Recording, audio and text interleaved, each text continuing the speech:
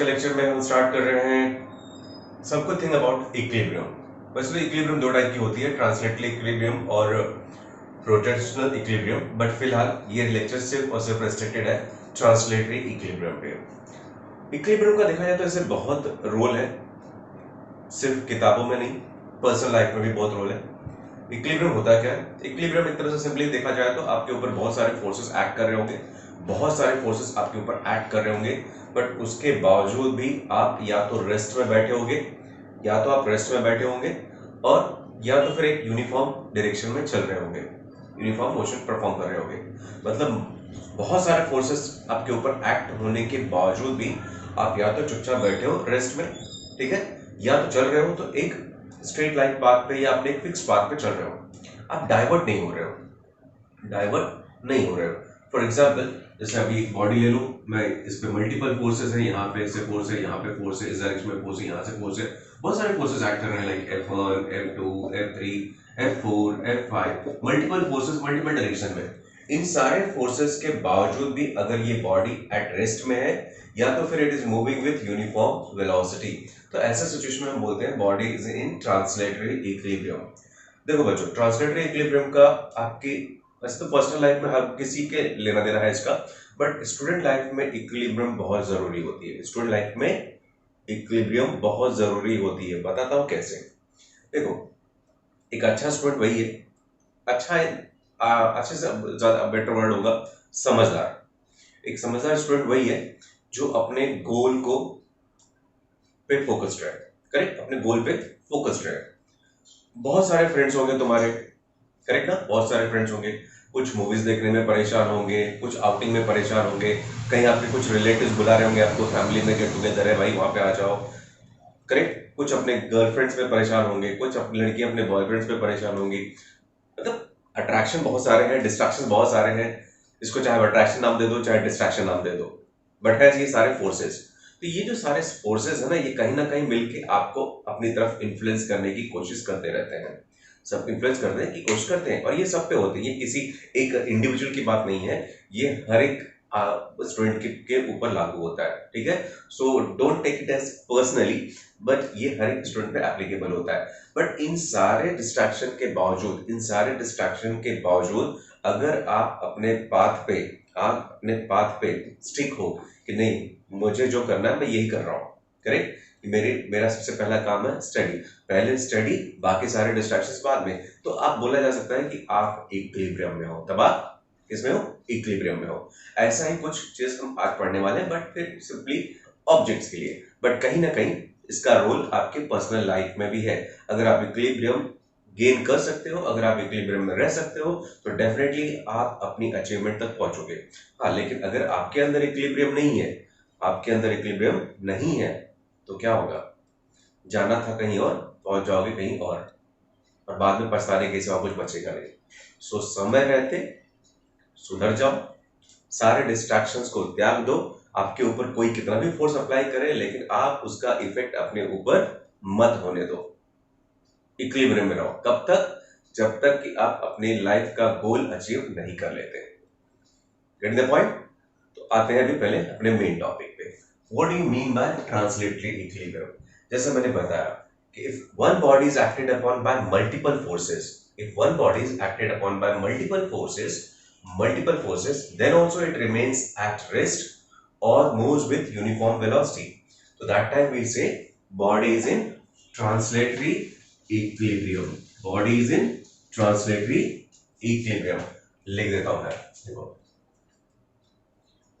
if a body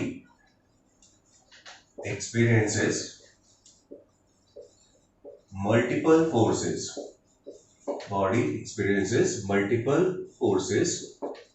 then also it remains at rest or moves with uniform velocity. It is said to be in translatory equilibrium.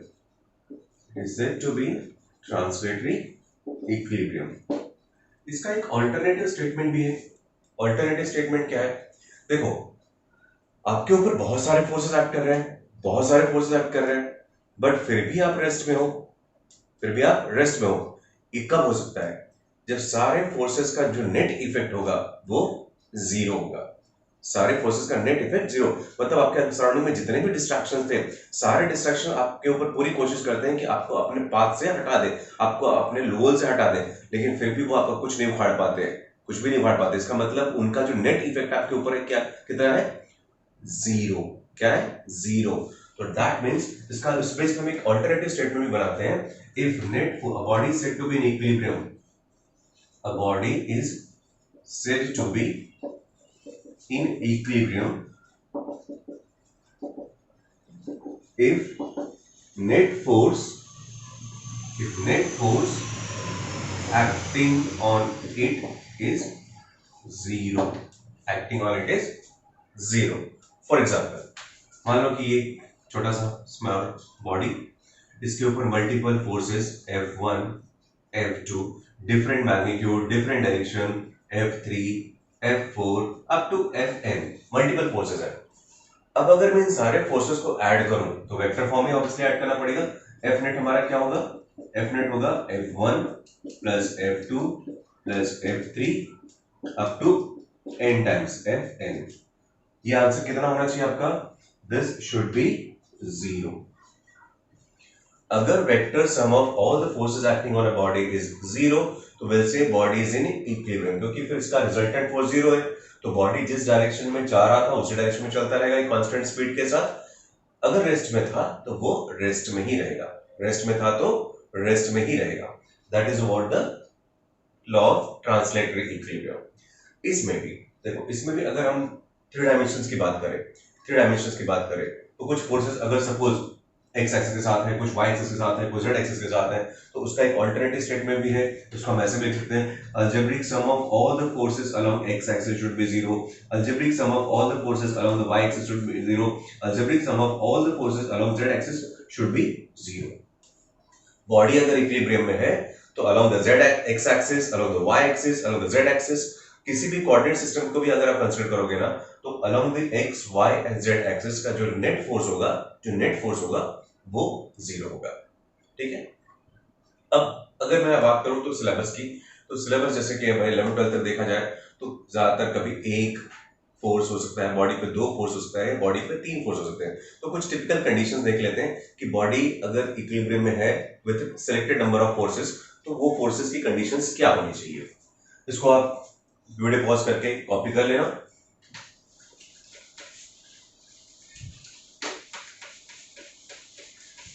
कुछ typical conditions पे बात करते हैं। Numericals में last में तो आएंगे, नो डाउट सारी चीजें न्यूमेरिकल से अपने आप क्लियर हो जाएंगी कैसे इस लॉ को हम यूज करते हैं। देखो, फर्स्ट ऑफ ऑल कुछ स्पेशल पॉइंट्स, कुछ स्पेशल केसेस की बात करते हैं। Suppose there is only there is a body जिसपे सिर्फ और सिर्फ एक ही फोर्स एक्ट कर रहा है। Is it possible the body will be in equilibrium? Is it possible? Never. क्यों?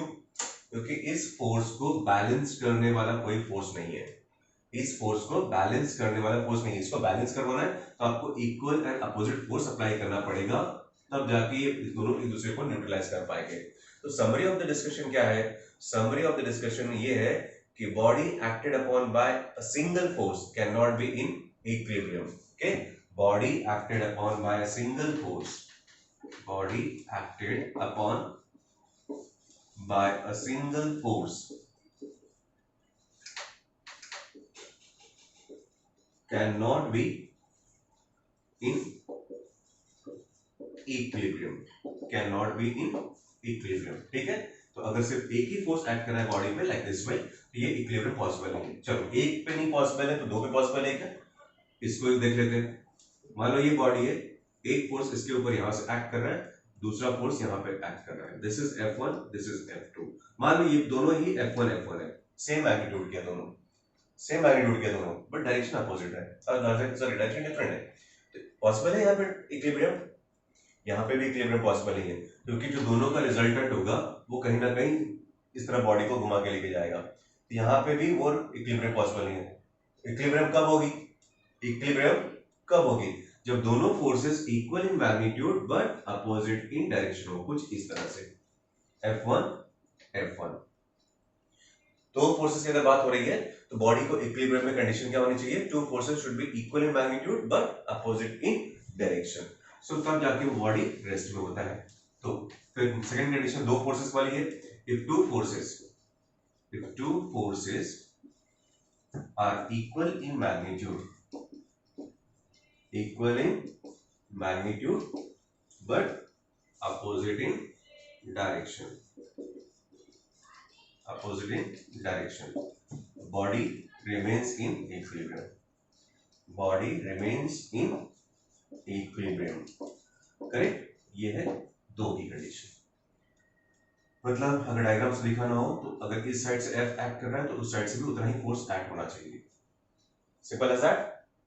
तीसरी कंडीशन पे आते हैं। सपोज अगर एक बॉडी दो नहीं तीन फोर्सेस के इन्फ्लुएंस में, दो नहीं तीन फोर्सेस के इन्फ्लुएंस में हो, तब कैसा होता होगा situation.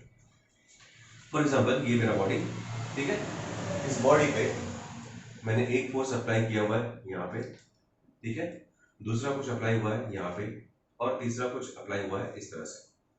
Let it be F1 F2 ये F3, ये तीन फोर्सेस हैं। किस सिचुएशन में ये सिस्टम रेस्ट में होगा या इक्विलिब्रियम होगा। ऑब्वियसली इक्विलिब्रियम की एक कंडीशन है कि net force should be zero. अब यहाँ पे तीन तीन फोर्सेस हैं, हो सकता है एक दूसरे को कैंसिल कर रहा हो, तो तीसरा तो अनबैलेंस हो जाएगा ना, तीसरा अनबैलेंस हो जाएगा तो बॉडी इक्विलिब्रियम में तो होगी नहीं। तो कैसे सिचुएशन, क्या कंडीशंस में हो सकती है कि बॉडी इक्विलिब्रियम में हो जाए। बॉडी इक्विलिब्रियम में होने का इसमें एक ही कंडीशन है कि दो फोर्सेस का जो रिजल्टेंट है, किन्हीं भी दो का जो रिजल्टेंट है वो थर्ड वाले का इक्वल एंड अपोजिट हो। दो का रिजल्टेंट थर्ड वाले का equal and opposite. For example मैं बताता हूं, यहां पे देखो F1 F2 F3। चलो पहले मैं F1 और F2 का रिजल्टेंट निकाल लेता हूं। अगर मेरा F1 ये है, F2 ट्रायंगल लॉ में शिफ्ट करना हो तो कुछ ऐसा आएगा, करेक्ट, ये तुम्हारा F2 हो गया। अब F1 इधर F2 इधर, तो as per the triangle law क्या होगा, इनका रिजल्टेंट कौन सा होगा, ये वाला। Let it be F12 as per the triangle law F12 is the resultant of F1 and F2। अब देखो, अब F3 को देख रहे हो, F3 भी कुछ ऐसा ही है, exactly opposite in direction।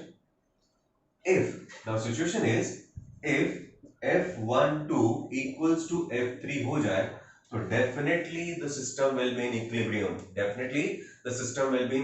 क्यों, F1 और F2 का जो रिजल्टेंट था वो ऐसा जा रहा था, मतलब इसका और इसका रिजल्टेंट ऐसा जा रहा है। और F3 क्या कर रहा है, F3 एग्जैक्टली अगर इक्वली मैग्नीट्यूड है F12 के और अपोजिट डायरेक्शन, तो ये इसको न्यूट्रलाइज कर देगा, न्यूट्रलाइज करेगा ना, तो that means system is at rest. So तीन फोर्सेस अगर किसी भी बॉडी पे एक्ट कर रहे होते हैं, अगर तीन फोर्सेस बॉडी पे एक्ट कर रहे होते हैं तो बॉडी इक्विलिब्रियम में कब होगा, जब दो का रिजल्टेंट तीसरे के equal in magnitude but opposite in direction होगा। एंड मोस्ट इंपॉर्टेंट, ये सारे फोर्सेस कोप्लेनर होंगे। सारे के सारे फोर्सेस कैसे होंगे, कोप्लेनर। समझा स्टेटमेंट, कंडीशन समझ में आई आपको, और डायग्राम से मैंने एक्सप्लेन किया होगा। अगर दो का रिजल्टेंट, किसी भी दो का रिजल्टेंट थर्ड फोर्स के equal in magnitude but opposite in direction होता है तो definitely system will be in equilibrium under the influence of three forces. ठीक है, तो ऐसे 4 5 6 मल्टीपल फोर्स हो सकते हैं, बट हमारे सब्जेक्ट के टॉपिक के सिलेबस की एक लिमिटेशन है, तो उस लिमिटेशन को फॉलो करते हुए ये पॉइंट है। ठीक है, वो स्टेटमेंट आप चाहो तो लिख लो, मैं डिक्टेट कर रहा हूं। If body is acted upon by three coplanar forces, body is said to be body is acted upon by three coplanar forces. It is said to be in equilibrium if resultant of any two forces is equal in magnitude but opposite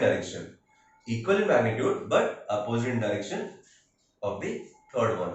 तो यहाँ पे minus sign आपको implement करनी पड़ेगी क्योंकि F12 सिर्फ equal magnitude है, direction wise they are opposite, तो F12 equals to minus of F3। तो ये हमारी कंडीशन बनती है क्या, थ्री फोर्सेस की, ये कंडीशन बनती है हमारी थ्री फोर्सेस की।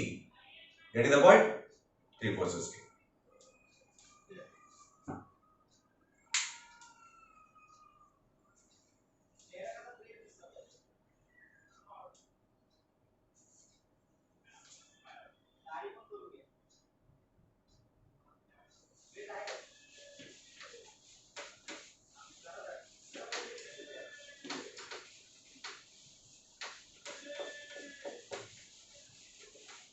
Okay, so these were the 3 conditions of one with 1 force, 2 force, 3 forces और multiple conditions आती रहती हैं।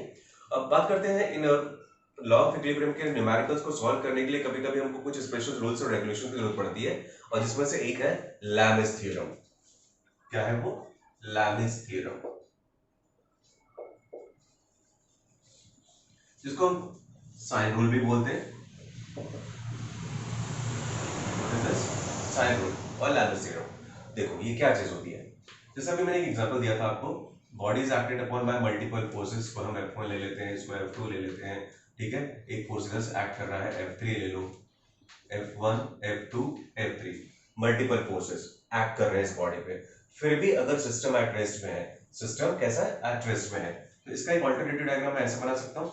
ये मेरा हो गया F1, मैं F2 को पैरेलल टू इटसेल्फ डिस्प्लेस करूं तो ये हो गया F2, और ये मेरा F3, करेक्ट।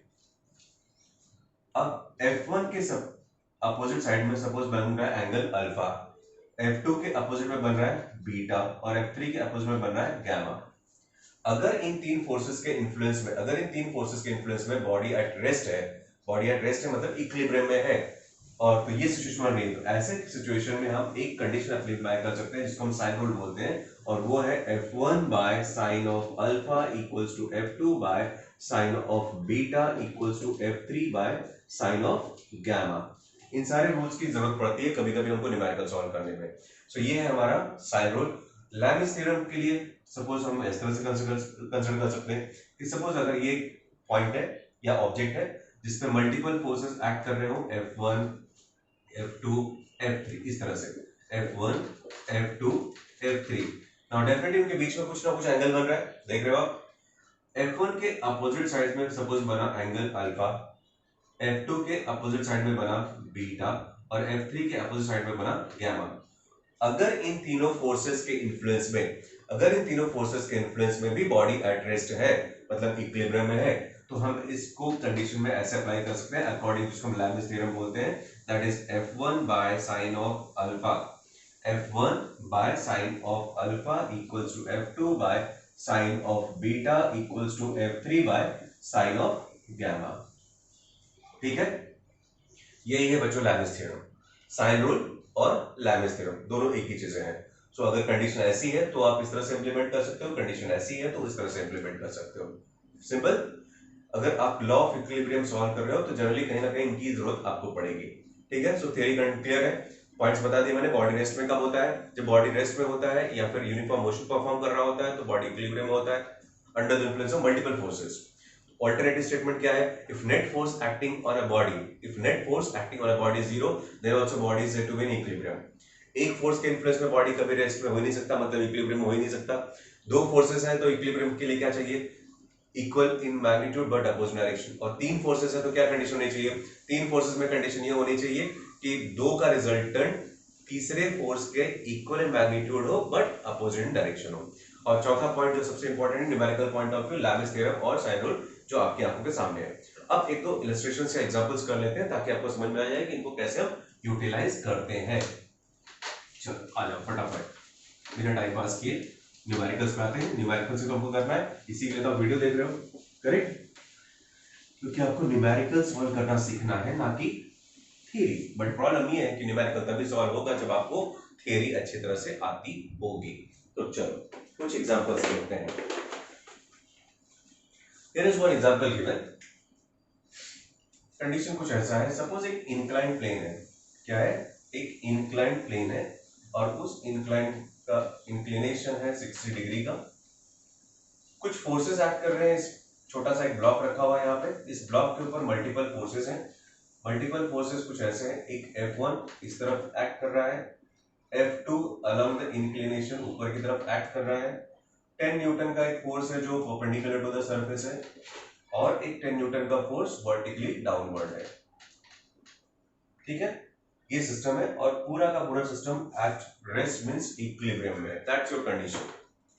क्वेश्चन आप देख रहे हो, एक इंक्लाइंड प्लेन है जिसका एंगल 60 डिग्री का है, एक छोटा सा ब्लॉक रखा हुआ है इसके ऊपर, ठीक है, एक ब्लॉक रखा हुआ है, 10 न्यूटन का फोर्स वर्टिकली डाउनवर्ड है, एक तरह से आप कंसीडर कर सकते हो, इमेजिन कर सकते हो इसका वेट रहा होगा 10 न्यूटन का। फिर नॉर्मल रिएक्शन भी एग्जैक्टली 10 न्यूटन का है, F1 एक फोर्स इस पे एक्ट कर रहा है, F2 इस पे एक्ट कर रहा है। अब सिस्टम ये है, कंडीशन ये है कि सिस्टम एट रेस्ट में मतलब इक्विलिब्रियम में, इक्विलिब्रियम में है, तो आपको F1 और F2 की वैल्यू बतानी है। अगर आप ट्राई कर सकते हो तो वीडियो पॉज करो और ट्राई कर लो, ठीक है। जिनको आता है वो वीडियो पॉज करेंगे और सॉल्व करेंगे, जिनको नहीं आता है वो चुपचाप देखो।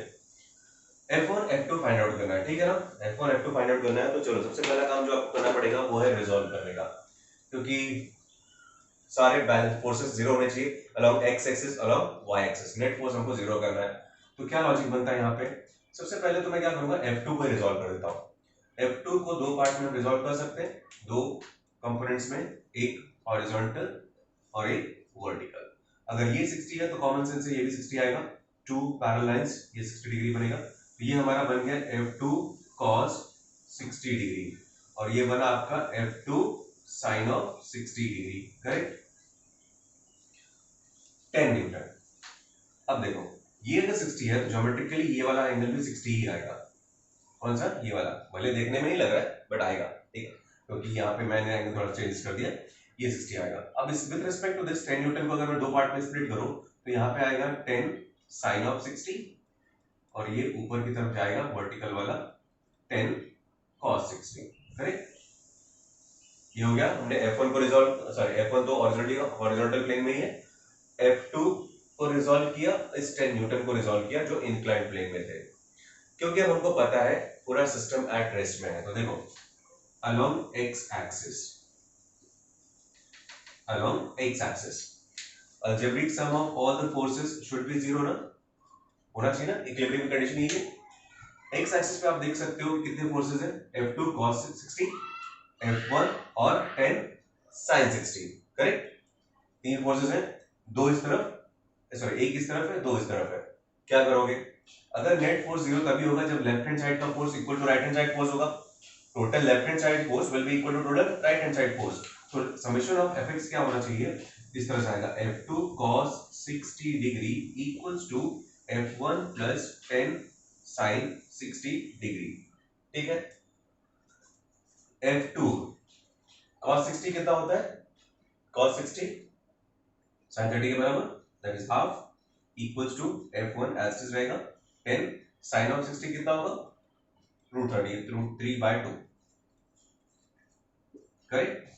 सो F1 और F2 के बीच का कुछ रिलेशन है, 2 से अगर हम इसको मल्टीप्लाई कर दें, 2 से मल्टीप्लाई कर दें तो क्या होगा, F2 equals to 2 times of F1 plus 10√3, ठीक है, F2 equals to 2 times of F1 plus 10√3। चलो इसको स्टेप नंबर 1 ले लेते हैं, ठीक है।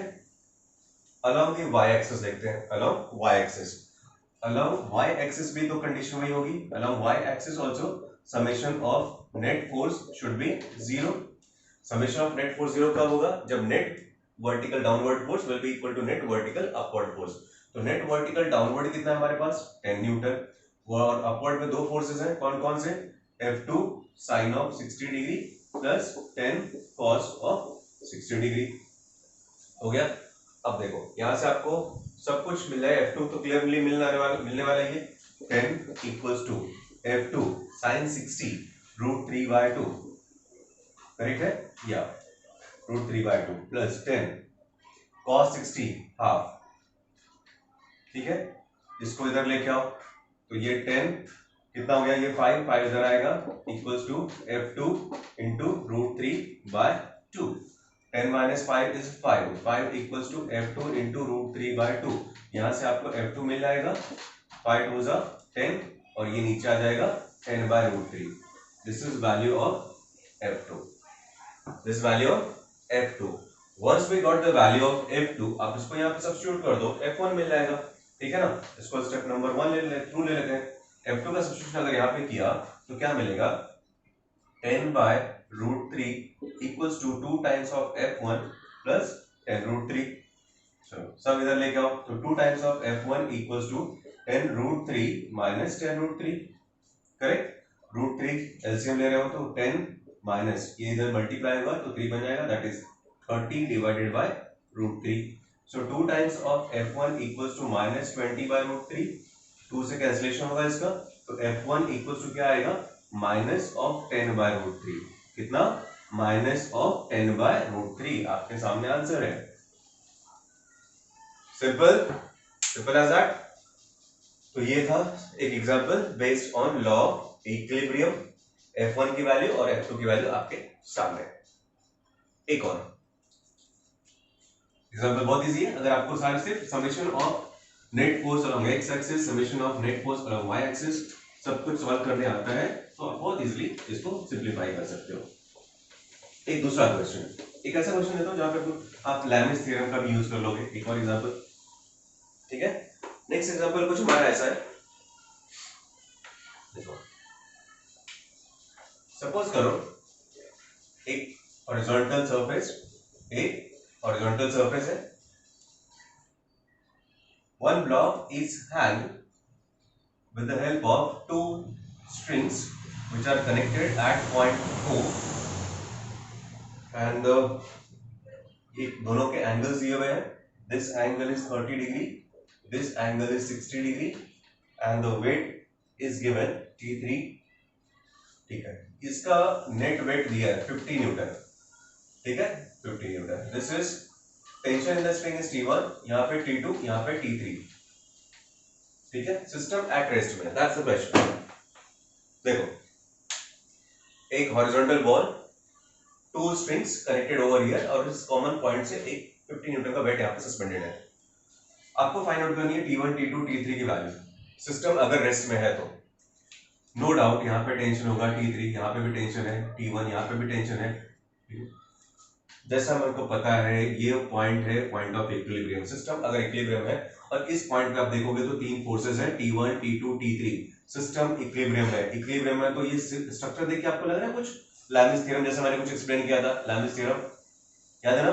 इस पॉइंट पे लैमिस थ्योरम अप्लाई कर सकते हैं, डेफिनेटली कर सकते हैं, पर उसके लिए क्या पता होना चाहिए आपको, सारे एंगल्स की वैल्यू। चलो इस पॉइंट O पे सारे एंगल्स की वैल्यू देखते हैं। एंगल्स की वैल्यू कैसे मिलेगी हमको, ये 30 है, ये 60 है, तो ये तो 90 हुआ, ये तो हमको मिल गया ऐसे ही, करेक्ट ना, ये मिल गया 90।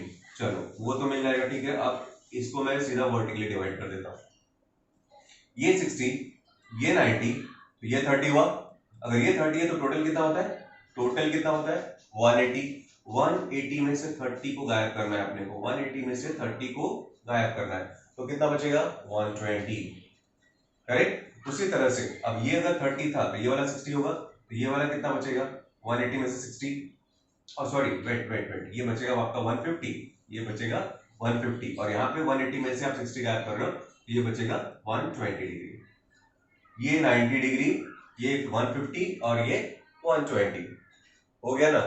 अब मैं अगर लैमिस थ्योरम अप्लाई करूं, लैमिस थ्योरम अप्लाई करूं तो according to Lami's theorem, according to Lami's theorem क्या होना चाहिए, T1 बाय T1 के अपोजिट 150 है तो sine of 150 equals to T2 by T2 के अपोजिट 120 है, साइन ऑफ 120। एक सेकेंड लिखने में गड़बड़ी कर देते हैं, sine of 120 degree equals to T3 by sine of 90 degree, T3 के अपोजिट 90 डिग्री। अब देख लो किसकी वैल्यू आपको पता है, ये बॉडी फ्रीली हैंग हो रहा है तो डेफिनेटली इसका जो फोर्स का वेट होगा वही टेंशन होगा। Newton's laws of motion starting में हमने पढ़ा हुआ है, T3 और ये इक्वल होगा। अब देखो T1 को हम ऐसे लिख सकते हैं, T1 तो ऐसे रहेगा, साइन ऑफ 150 को आप ऐसे लिख सकते हो 90 प्लस 60, करेक्ट ना। T2 का भी वही हाल है, इसको हम 90 प्लस 30 कर सकते हैं इक्वल्स टू, ये तो हमको पता है, अब कितना है ये 50 डिवाइड बाय साइन 90 कितना होता है 1। यहाँ पे और थोड़ा सा एक रीअरेंजमेंट देख लो, ये हमने क्यों किया है, ये हम आपका बन जाएगा T1 बाय cos 60 डिग्री, ये क्या बन गया T2 बाय cos 30 डिग्री, यहाँ पे सॉरी बड़ा थोड़ा कर दे उसको, cos 30 डिग्री, और ये कितना हो गया 50 न्यूटन। अब बचा क्या, एक बार इसको इसके साथ कंपेयर करो, एक बार इसके साथ कंपेयर करो। Therefore T1 by cos of 60 degree equals to 50 Newton. तो T1 क्या हो गया 50 into cos 60। cos 60 कितना, sin 30 के बराबर। sin 30 कितना होता है हाफ, कितना आया 25 न्यूटन। ठीक है, इसको भी कंपेयर कर लो, and T2 by cos 30 equals to 50। तो T2 मेरा कितना मिला 50 into cos 30। cos 30 कितना होता है √3/2, 50 into √3/2 कितना 25 √3 न्यूटन। सिंपल। तो दो ऑप्शन है, जैसे algebraic sum of all the forces वाला पॉइंट यूज करके कर सकते हो, या फिर आप लैमिस थ्योरम यूज करके प्रिंसिपल ऑफ जो ट्रांसलेटरी इक्विलिब्रियम है उसके बेस्ड न्यूमेरिकल्स कर सकते हो। ठीक है, सो थियरी न्यूमेरिकल दोनों डिस्कस कर चुके हैं। हो आपको चीजें समझ में आई होंगी, फिर भी कोई क्वेरी हो तो आप कमेंट बॉक्स में पूछ सकते हो। ओके, चलो फिलहाल के लिए अभी लेक्चर स्टॉप करते हैं, नेक्स्ट लेक्चर में किसी और नए बेसिक कॉन्सेप्ट्स के साथ मिलेंगे। ओके, चलो टाटा बाय बाय।